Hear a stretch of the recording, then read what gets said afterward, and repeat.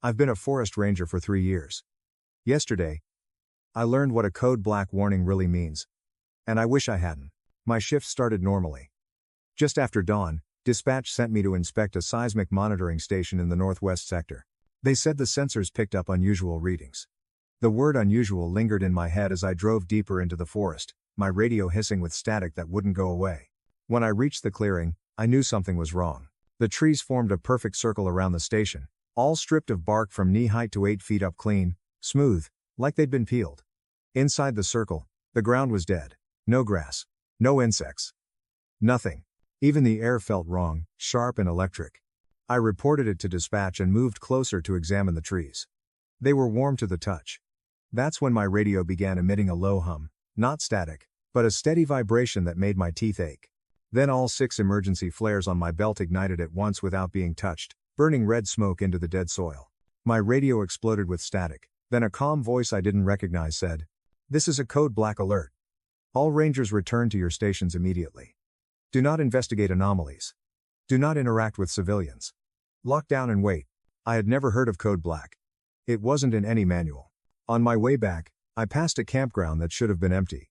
A family of 5 sat perfectly still around a cold fire pit. No talking. No movement. As my truck rolled by, they turned their heads in unison and watched me with blank expressions, smiling, but empty. I didn't stop. At my tower, I found another ranger sitting in my chair. She was alive, breathing, smiling faintly but completely vacant. On my desk was a hidden manual page labeled Code Black, Existential Threat Response. It explained everything. Code Black isn't for fires or disasters.